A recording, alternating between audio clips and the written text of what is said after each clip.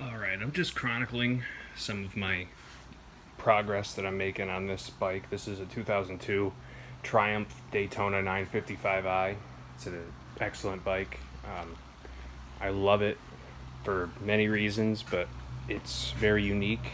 I've never seen another one in person around here, or in person at all. It's a single side swing arm.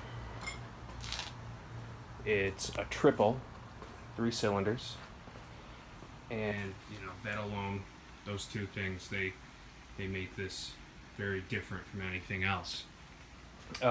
When I got it, it had this terrible garage paint job, and this kid wrote something in there.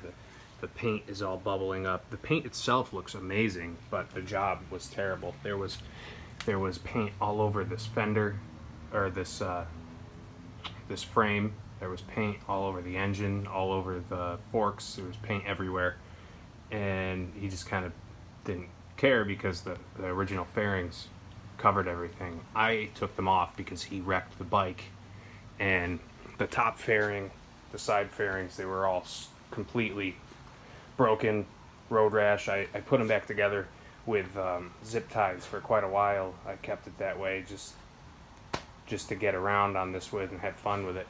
But I decided I really, really loved this bike, and I wanted to do something cool with it. So I bought a parts bike that was a year older than this, different engine, but the body, the frame, everything was very similar. And the guy had this made, this fender, this radiator guard, that made a whole cafe seat and subframe and those side fairings. Those aren't on yet, but I spent the last few days getting this fitted. It came with a custom-made GPS speedometer. Bedlam Works is the company that made all of these custom parts.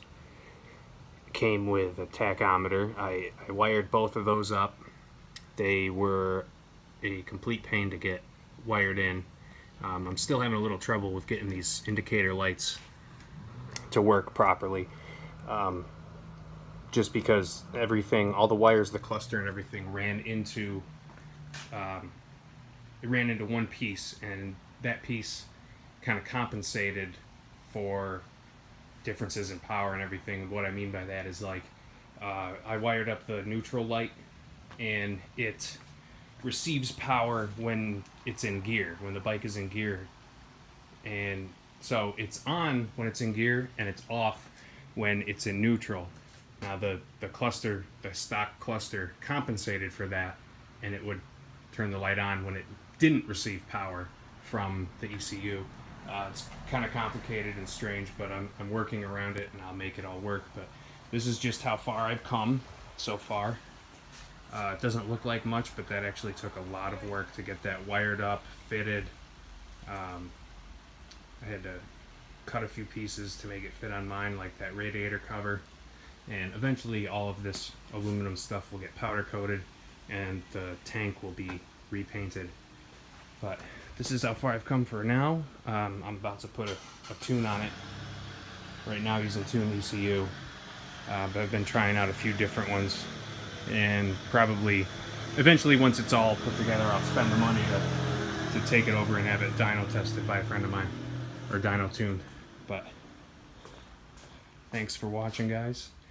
This is another project of mine that I'll be posting videos on after this one is done. Stay tuned.